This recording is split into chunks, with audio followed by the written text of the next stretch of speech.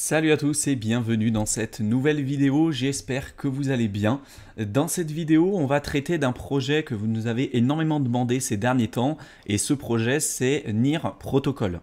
Suite aux précédentes vidéos, notamment sur les métaverses avec Sandbox, Decentraland, également sur les séries de vidéos sur Polkadot et Cosmos, vous avez été très nombreux à nous poser des questions sur le projet NIR et c'est vrai que c'était un projet qu'on n'avait pas forcément présenté, eu l'occasion de présenter sur YouTube, donc je me suis dit pourquoi pas faire une série de vidéos un peu de la même manière que ce que j'ai pu faire jusqu'à présent sur Cosmos ou Polkadot. Je vais essayer de faire la même chose justement sur NIR Protocol pour que vous ayez une vision un peu plus objective de l'écosystème et que vous puissiez l'utiliser correctement. L'idée générale de cette première vidéo de la série, ça sera de vous présenter le concept et le fonctionnement général sans rentrer vraiment dans des détails trop techniques, mais de l'écosystème justement NIR pour que vous ayez une vision objective de son fonctionnement, à quoi ça sert et de la solution justement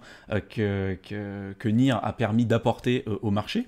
Dans les secondes vidéos, dans les secondes, troisième et quatrième vidéos, je vous présenterai comment utiliser notamment le portefeuille de NIR Protocol, comment staker vos NIR pour obtenir des revenus complémentaires. Et enfin, on fera un tour au niveau des différentes applications et au niveau des différents projets qui gravitent au niveau de l'écosystème de NIR pour que vous puissiez notamment utiliser différentes applications de la finance décentralisée, puisqu'il y a de plus en plus d'applications qui se construisent et qui se forment sur l'écosystème de NIR Protocol pour que vous puissiez éventuellement les utiliser et puis décupler in fine votre capital. Ce qu'il faut comprendre avec NIR, c'est que c'est un projet qui est quand même en création depuis maintenant plusieurs années. Ça a été co-créé par deux fondateurs, donc il y a Alexander et puis Ilya. Donc je suis désolé, j'arrive pas forcément à prononcer correctement les noms. Tous les deux sont d'origine russe. Il y en a un qui a travaillé quand même chez Microsoft, un autre qui a travaillé chez Google. Et aujourd'hui, c'est une entreprise qui s'est de plus en plus développée. Et la plupart des développeurs aujourd'hui qui travaillent à plein temps sur NIR sont des personnes qui viennent aujourd'hui d'entreprises très connues comme Facebook, Google, etc. etc. Donc c'est des personnes qui sont là quand même dans l'écosystème crypto depuis pas mal de temps. Et d'ailleurs, ils ont lancé leur projet assez récemment, même si l'idée a émergé assez tôt, en 2018. Leur première levée de fonds a eu lieu en 2020, donc le 25 août 2020. Ils ont levé à peu près 34 millions de dollars. Si on voit au niveau des performances du coin depuis justement sa création, on voit que c'est un coin qui a très bien performé, puisqu'il a surperformé les performances du Bitcoin de près de 11 fois, un peu plus de 11 fois, surperformé les performances de l'Ether de plus de 5 fois, et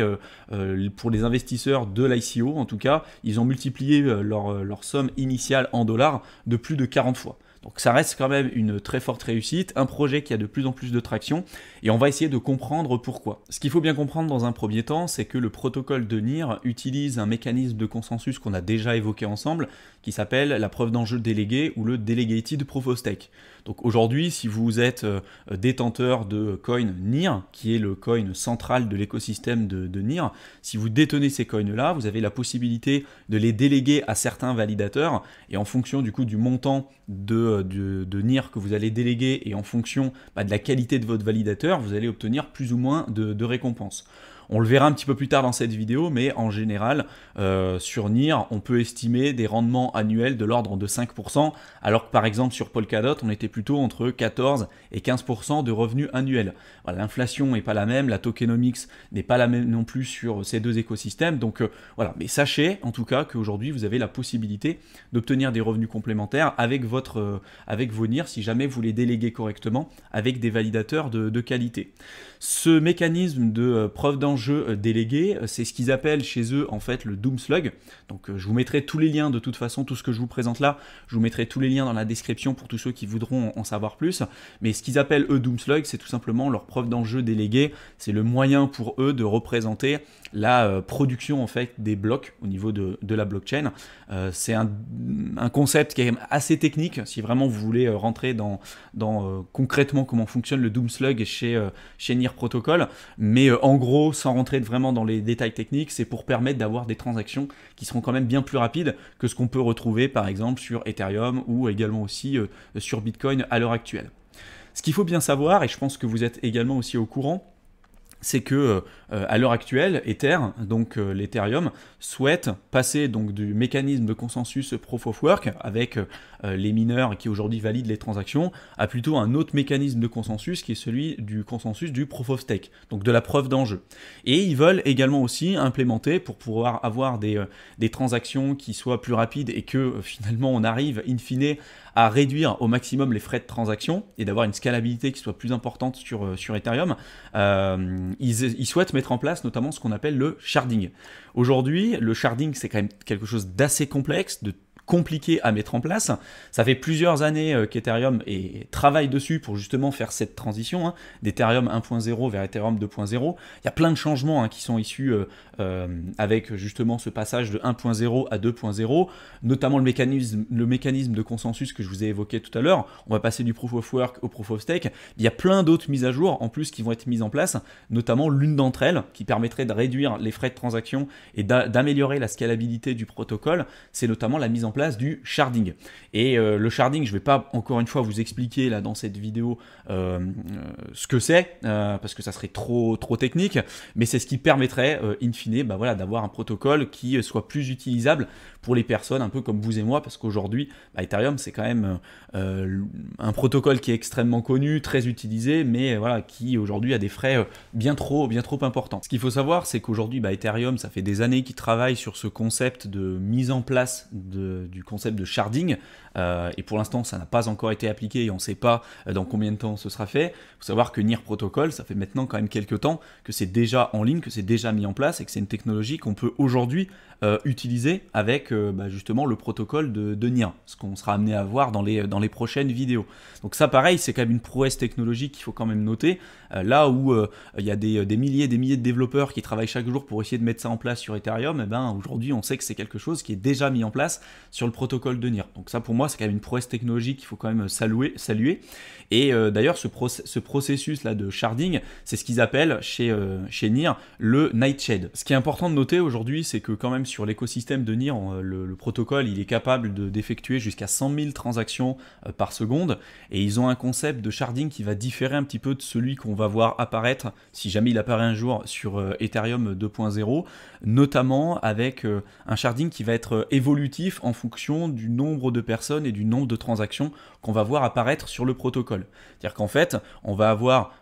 un shard qui va avoir la possibilité, qui va avoir 100 places différentes, donc 100 validateurs qui vont pouvoir se greffer sur chacun de ces différents shards, et donc plus on va avoir de transactions sur le protocole, plus le protocole va pouvoir par exemple inciter la mise en place et le développement de nouveaux shards et donc de nouveaux validateurs pour éviter qu'on ait des frais trop importants et qu'on ait un engorgement du réseau comme ce qu'on peut avoir quelquefois sur les blockchains les plus connus comme Bitcoin ou Ethereum. Donc si demain du coup le protocole a besoin de moins de shards parce qu'il y a moins de personnes et donc il y a moins besoin de transactions par seconde, et du coup on va faire en sorte de limiter le nombre de shards et donc le nombre de validateurs. Et donc si par contre par la suite on a besoin d'avoir plus de transactions par seconde, d'avoir des frais plus faibles,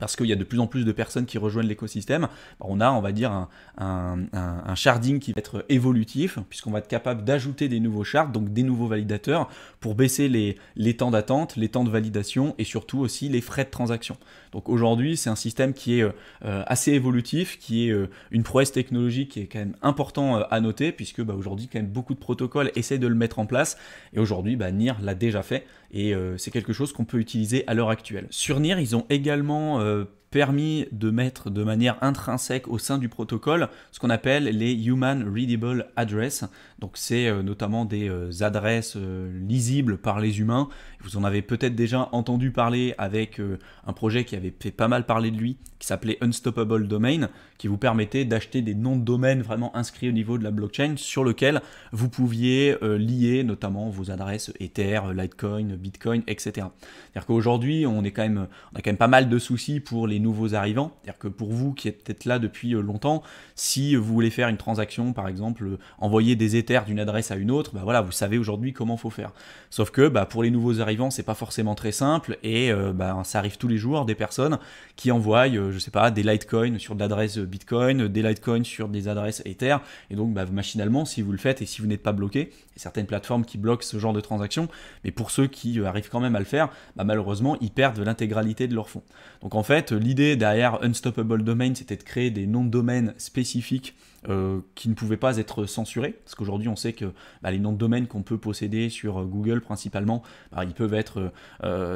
censurés, on peut se faire supprimer notre nom de domaine, on ne les possède pas véritablement. Là c'est un peu de la même manière où on peut récupérer et on peut posséder véritablement nos actifs avec la blockchain. Là on utilise cette technologie pour la mettre en place et l'utiliser avec les noms de domaine.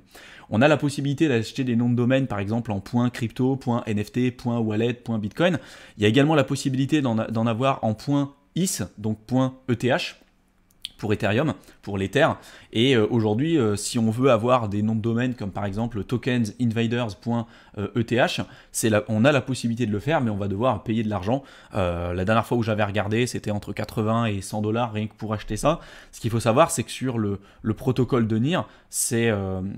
adresses-là, elles sont directement disponibles sans avoir à débourser le moindre euro. Donc si demain j'ai besoin d'avoir une adresse qui s'appelle par exemple tokensinvaders.nir, elle est déjà prévue au moment où on va créer notamment un wallet, donc un portefeuille dans l'écosystème de NIR, ça sera déjà implémenté. Et ce qui est quand même plutôt intéressant, puisque je reste intimement convaincu qu'aujourd'hui le système des cryptos va être encore amené à se développer énormément, mais qu'il y a quand même une grosse barrière technique et technologique qui empêche beaucoup de gens aujourd'hui de rejoindre l'écosystème, donc d'utiliser notamment des adresses qui sont directement lisibles par l'être humain, qui soient beaucoup plus simples d'utilisation et qu'on arrive à enlever au maximum cette barrière technique. Pour beaucoup de gens, ça va permettre d'avoir une croissance et une évolution qui sera bien plus positive et bien plus intéressante pour nous en tant qu'investisseurs sur le long terme. Là où beaucoup de protocoles utilisent le concept de DAO, donc Decentralized Autonomous Organization, donc les organisations autonomes décentralisées, là sur NIR Protocol, c'est un petit peu différent puisque eux, ils ont mis en avant le concept de guild. Donc là où sur une organisation autonome décentralisée, on va avoir en fait un seul et unique écosystème qui va se suffire à lui-même avec des personnes qui vont voter pour l'évolution du protocole, les nouvelles mises à jour, etc. Là, eux, ils ont développé le concept de guild en comprenant et en mettant le doigt sur un aspect qui est quand même important selon moi, le concept de la spécialisation. C'est-à-dire qu'ils ont créé différents pôles, un peu comme sur une entreprise où vous allez avoir le pôle marketing, vous allez avoir le pôle communication, vous allez avoir le pôle de vente, de direction, etc. Et bien là, ils ont développé, ils ont essayé de mettre ça sur le concept un peu lié à la blockchain, avec le concept justement de guilde. Donc ils vont spécialiser, ils vont créer différents pôles, différents groupes d'individus qui vont être spécialisés sur une action spécifique pour permettre la croissance et le développement du protocole NIR. Donc par exemple, là, il va y avoir des personnes qui vont plutôt se focaliser sur l'aspect marketing pour trouver peut-être des nouveaux partenariats et des nouveaux projets pour créer des infrastructures sur le protocole de NIR. Il va y avoir aussi des personnes qui vont être amenées à chercher des nouveaux partenariats, que ce soit en Ouganda, que ce soit au Portugal à Lisbonne. Là, on a par exemple le C1 Guild qui va être plutôt spécialisé dans la mise en place et l'implémentation du concept de NFT sur le protocole NIR. Et vous voyez que des guildes, il y en a quand même tout un tas aujourd'hui qui sont disponibles. Je vous mettrai le lien dans la description de la vidéo pour que vous puissiez y jeter un coup d'œil. En tout cas, eux, ils ont poussé le concept un petit peu plus loin puisqu'ils ont vu quand même une certaine limite avec l'utilisation des organisations autonomes décentralisées, dans le sens où si jamais vous êtes un gros détenteur par exemple d'un coin ou d'un token, et que vous votez pour une mise à jour spécifique, c'est pas forcément une mise à jour qui sera peut-être bénéfique pour l'intégralité de la communauté, parce que peut-être que ce qui serait bénéfique pour le reste de la communauté n'est peut-être pas bénéfique pour les gros détenteurs du coin ou du token en question. Donc voilà, eux, le fait de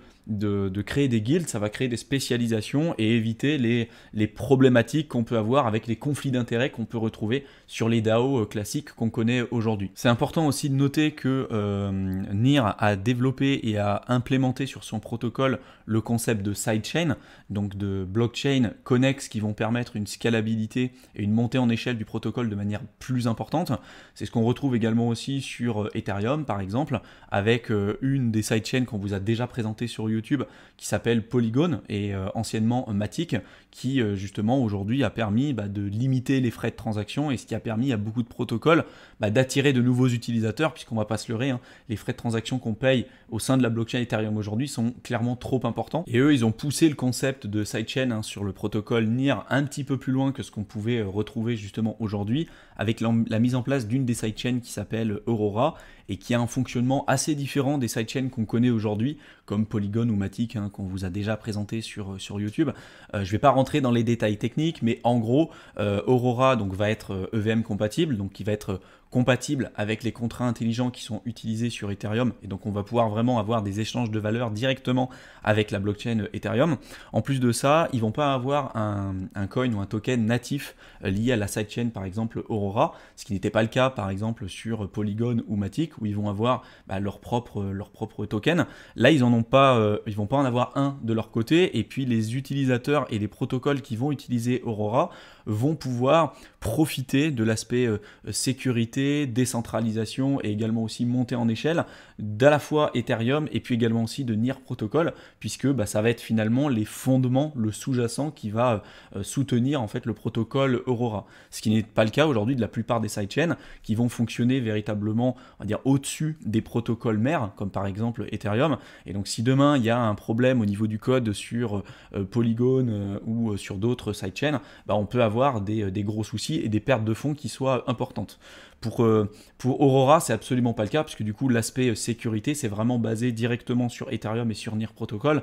qui sont quand même en développement depuis de nombreuses années et qui font partie aujourd'hui des projets les plus sûrs qu'on peut retrouver dans l'écosystème. Donc, je vous ferai une vidéo complète si ça vous intéresse sur Aurora, parce que il y aurait trop de choses à dire et la vidéo serait bien trop longue. Donc, n'hésitez pas à me dire dans la section commentaires si vous aimeriez que je vous fasse une présentation complète d'Aurora avec le concept technique que j'aurais pas pu véritablement développer dans cette vidéo. Ce qui est important de noter en tout cas, c'est qu'aujourd'hui, si vous êtes amené à utiliser la sidechain de NIR Protocol, donc par exemple Aurora, les frais de transaction sont quand même extrêmement faibles, c'est à peine 2 centimes. Le fait de pouvoir, chaque bloc sont validés toutes les secondes, donc là où sur Bitcoin, il va vous falloir 10 minutes pour valider un bloc de transaction, là sur Aurora, c'est à peine 1 seconde, et puis pour avoir vraiment une finalité et une inscription de ce bloc-là sur la blockchain, en l'occurrence, c'est 2 secondes. Donc c'est extrêmement rapide, c'est très peu cher, et donc là, il y a plein d'opportunités justement au niveau des différentes applications décentralisées, au niveau de la finance décentralisée, puisque là où il va vous falloir payer 50, 60 dollars quelquefois pour faire quelques transactions sur Ethereum, là c'est quelques centimes, et vous avez des rendements également qui sont intéressants. Et ça fera l'objet d'autres vidéos. Si on s'intéresse au niveau des différents partenariats sur NIR Protocol, il y a un site qui s'appelle Awesome NIR qui va vous représenter en fait les différents projets qui rejoignent l'écosystème de NIR. Et il y en a de plus en plus, et il y a des applications qui sont vraiment intéressantes. Donc il faut bien prendre en compte quand même que c'est un projet NIR qui est récent, hein, comme je vous l'avais dit un petit peu et comme je vous l'avais présenté au début de cette vidéo. Mais il y a de plus en plus de projets qui rejoignent l'écosystème et des projets qui sont vraiment intéressants qu'on vous présentera dans les prochaines vidéos. Comme je l'ai évoqué un petit peu aussi avec vous, vous avez la possibilité du coup d'acheter des NIR, et de toute façon, si vous voulez utiliser le protocole, il va vous en falloir, un peu comme si aujourd'hui vous voulez utiliser Ethereum, il va vous falloir des Ethers, là si vous voulez utiliser la plateforme de NIR Protocol, il va vous falloir des NIR, et vous avez la possibilité de pouvoir aujourd'hui les staker, donc de les déléguer à certains validateurs, pour obtenir des revenus complémentaires. Et si on regarde au niveau du coup des récompenses sur le protocole de NIR, ça fluctue beaucoup en fonction du nombre de personnes qui vont staker, en fonction du nombre de projets aussi qui vont rejoindre l'écosystème. Mais en général, on est plutôt entre 5 et 6% de revenus annuels de NIR. Donc c'est un peu moins que ce qu'on retrouve aujourd'hui sur Polkadot ou sur Cosmos, mais ça a quand même le mérite d'exister. Et voilà, c'est aujourd'hui une possibilité que vous avez pour obtenir des revenus complémentaires. Au niveau de la décentralisation, on peut se poser la question, est-ce qu'aujourd'hui le protocole de NIR est décentralisé? Est-ce qu'il est suffisamment décentralisé pour jouer son rôle de résistance à la censure? Ce qu'on recherche quand même avec l'utilisation de la blockchain, la seule utilité de la blockchain à proprement parler, c'est vraiment d'avoir une résistance à la censure, et c'est pas pour avoir des transactions plus rapides, c'est pas pour avoir une scalabilité plus importante. Le seul moyen et le seul intérêt aujourd'hui d'utiliser le concept de blockchain, je le répète, mais c'est vraiment pour avoir ce concept-là de résistance à la censure. Donc on peut se poser la question, est-ce qu'aujourd'hui le protocole NIR est suffisamment décentralisé? Et finalement, on peut regarder par exemple ce que font aujourd'hui des Layer 1 comme Solana, Polkadot c'est plutôt la Layer 0, comme je vous l'avais expliqué sur la vidéo sur Polkadot, mais par exemple des Layer 1 comme Avalanche, Solana ou Ether, Là, pour le coup, on peut regarder le nombre de validateurs, le nombre de nœuds qui existent au sein de l'écosystème. Pour Ethereum, qui est aujourd'hui la plateforme la plus connue, on est sur 200 validateurs. Sur Solana, on est à presque à 1500. Polkadot, on est à 297. Et sur Avalanche, on est à peu près 1222. Voilà, on voit qu'aujourd'hui, quand même, sur NIR, on est à 73 aujourd'hui validateurs à l'heure où je tourne cette vidéo. Il est possible que dans les mois, les années qui suivent, ben, on ait quand même de plus en plus de personnes, de plus en plus de validateurs qui rejoignent l'écosystème. Mais voilà, après, c'est toujours le concept de décentralisation. Il faut bien comprendre que ça dépend de votre référentiel. C'est-à-dire que si oui, vous le comparez à l'Ether qui est là depuis maintenant quand même depuis de très nombreuses années, bah c'est sûr qu'il est moins décentralisé qu'Ether. Par contre, par rapport à d'autres projets qui ont, par exemple, si on parle de la Binance Smart Chain aujourd'hui ou sur EOS, et ben aujourd'hui on sait que sur la Binance Smart Chain ou sur EOS, on n'a que 21 validateurs différents. Donc bah, aujourd'hui, si on compare juste à ça, bah, c'est plus décentralisé que ce qu'on peut retrouver sur des protocoles qui ont quand même eu une certaine réussite. Je ne parle pas forcément de EOS, qui, pour les investisseurs qui avaient participé à l'ICO, n'ont jamais, à mon avis, récupéré leur argent, mais pour ceux qui avaient participé à la levée de fonds et ceux qui ont investi dans la plupart des projets sur la Binance Smart Chain, ils ont quand même eu des résultats plutôt intéressants. Mais vous voyez, moi je parle vraiment du concept de suffisamment décentralisé pour avoir ce concept de résistance à la censure, et il faut faire attention parce que avoir une décentralisation quelquefois trop importante, bah, ça peut ajouter tout un tas de problèmes pour l'utilisateur final, notamment avec des frais de transaction qui sont trop importants, avec également aussi une scalabilité qui va être plus faible, etc. etc. Donc on a d'autres contraintes techniques qui sont liées aussi avec l'utilisation et la mise en place d'une décentralisation qui serait trop importante. Un autre point que je voulais évoquer avec vous, vous vous souvenez, au début de cette vidéo, je vous avais parlé de l'ICO qui avait eu lieu pour NIR, pour justement lancer le projet en question, le 25 août 2020. Ils avaient levé à peu près 34 millions de dollars. Là, dernièrement, ils ont refait une nouvelle levée de fonds et là, ils ont levé 350 millions de dollars. Donc on voit qu'il y a quand même un véritable intérêt qui est porté sur ce protocole-là et sur ce projet-là en question, de la part à la fois des institutionnels, mais également aussi des investisseurs particuliers. Et d'ailleurs, on voit que c'est un protocole qui prend de plus en plus d'ampleur, notamment au niveau de ses applications décentralisées. Et si on va sur le site qui s'appelle DeFi Lama, on peut voir que aujourd'hui, la TVL de NIR Protocol, donc la Total Value Locked, la valeur qui est aujourd'hui utilisé et qui est bloqué sur les protocoles de la finance décentralisée, sur le protocole de NIR, est presque de 380 millions de dollars, ce qui est quand même plutôt intéressant. On est très loin de ce qu'on peut retrouver par exemple sur Terra ou sur Ethereum. Sur Ethereum, on est aujourd'hui à près de, je crois que c'était 116 milliards, on va jeter un coup d'œil. À 117 milliards, si on va sur Terra, là on est à 26 milliards, donc on est très loin aujourd'hui de ces protocoles beaucoup plus connus et beaucoup plus utilisés. Néanmoins, on voit que la TVL ne fait qu'augmenter. Si on prend en août de 2021, on était à 1 million et aujourd'hui on est à 377 millions, donc en quelques mois seulement. Donc on voit quand même et on peut constater qu'il y a un intérêt qui est grandissant, qui est de plus en plus important de la part de la communauté, de la part des investisseurs particuliers mais également aussi institutionnels, puisque d'ailleurs je vous mets là un tweet à l'écran de Barry Silbert qui est aujourd'hui le dirigeant de Grayscale, qui est le plus gros fonds d'investissement dans les crypto-monnaies pour les institutionnels, et parmi justement les coins qui leur semblent les plus intéressants,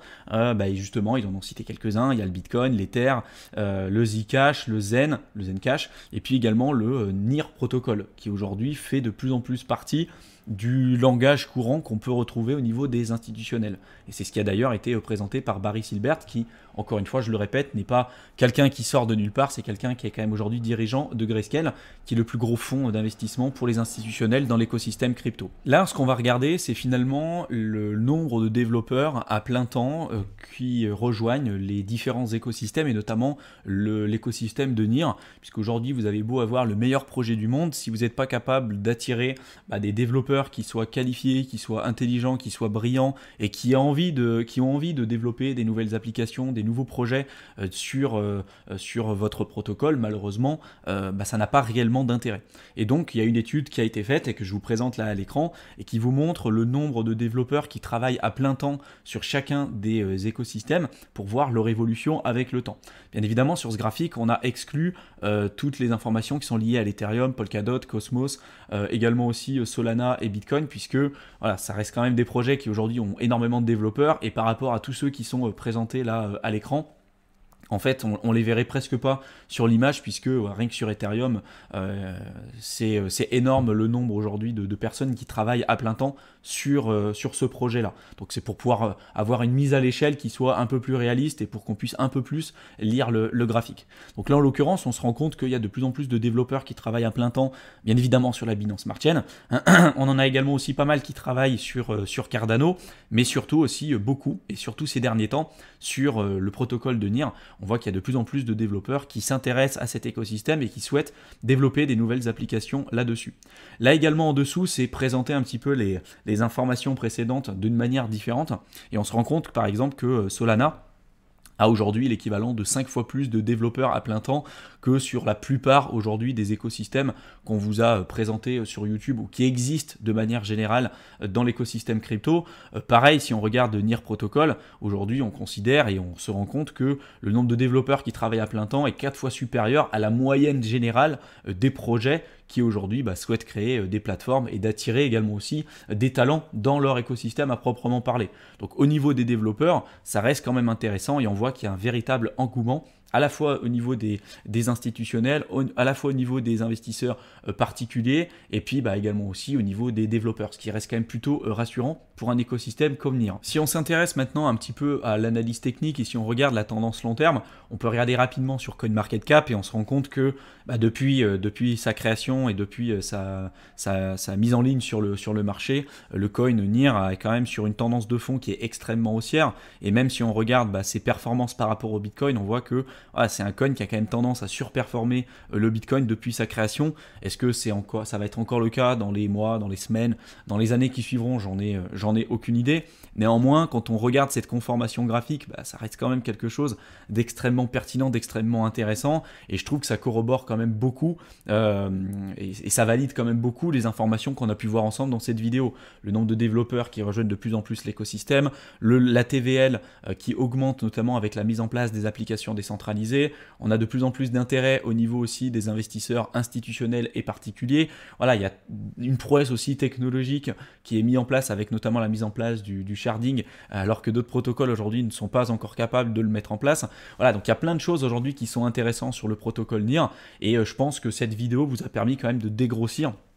tous ces traits-là, qui ne sont pas forcément faciles au premier abord, mais ne vous inquiétez pas, sur les prochaines vidéos que je vais publier, on va vraiment rentrer dans le vif du sujet. Je vais vous montrer comment paramétrer votre portefeuille, comment staker des NIR, comment utiliser les applications décentralisées qui existent sur le protocole de NIR. Et voilà, j'espère en tout cas que cette première vidéo de la série vous aura plu. Si vous avez des questions, des interrogations, des sujets que vous aimeriez qu'on traite, n'hésitez pas à nous en faire part en nous mettant un petit commentaire juste en dessous de la vidéo. Je vous mets également, comme d'habitude, dans la description de la vidéo, plutôt à destination de toutes les personnes qui veulent se lancer dans l'écosystème crypto, mais qui aujourd'hui ne savent pas par où commencer, le lien vers notre guide qui est offert, que vous pouvez télécharger simplement en rentrant votre adresse mail, et on vous envoie ça en quelques minutes seulement dans votre boîte de réception. Je vous souhaite une excellente fin de soirée à tous, et je vous retrouve dans une prochaine vidéo. À bientôt.